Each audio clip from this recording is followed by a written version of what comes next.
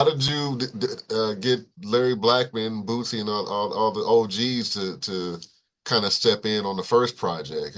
Was that Warner Brothers kind of had a foot in that too? But Warner Brothers made the first connections because they put me Okay. with Amp Fiddler, Ah, okay. and then Amp uh, uh, suggested that we work with P Funk, the P Funk camp. But I think Bootsy actually came to Warner Brothers too. I think Yeah. they reached out to Bootsy. But when we had our demo, and they're trying to figure out who's going to produce because they said I had to have a producer for the first record. So I said like Prince, you know what I mean? Prince called it imitation funk when he heard it. Uh, I, Wow. I I suggested Lenny Kravitz, but Lenny Kravitz was just out of their budget. He had just got big enough to where it was just a little bit too expensive.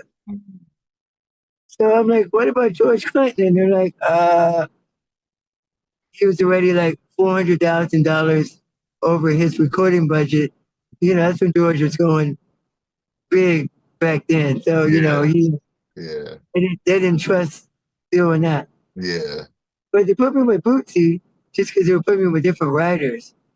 They had me, I was supposed to write with Tony Lamont, who was under Paisley Park. Oh, wow. And then he got killed in that motorcycle accident Yeah. 3 weeks before we were supposed to get together. Wow.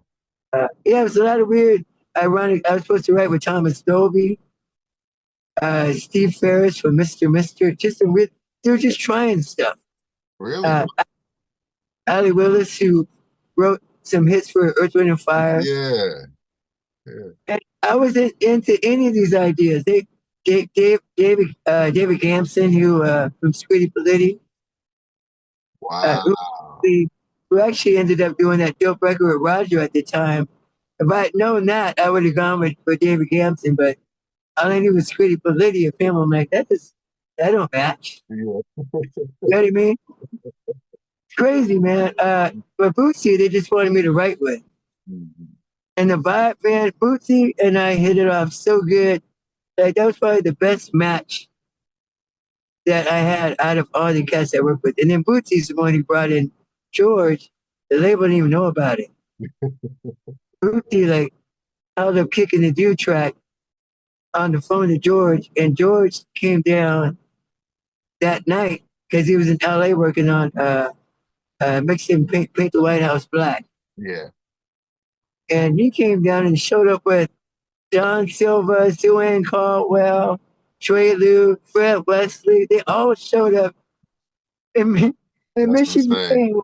We're at my drummer's house. He had a studio in his backyard. My drummer's family was pretty well off, and he had a bomb ass studio in his backyard, Yeah. marble floors and everything. And his parents have like a little get together. They kind of up nice people, but they're kind of uppity white folks. And George and him showed up. He showed up. I bet that was something to see. He had a cheat on. And this is the year he had the hair too. He had the colored hair, all that, Yeah. man. They were like, what is going on? We were like, so we were so, that was like our heroes Yeah. showing up to work with us. And that's the experience I would never, ever forget. I Absolutely. learned so much in that one night of working till 5 in the morning with George and Bootsy. And he threw Fred Wesley in there first, just to kind of give us some melody to jump, because I had the track and everything, and Bootsy don't put some guitar on there. But George just had Fred go out there first. He said,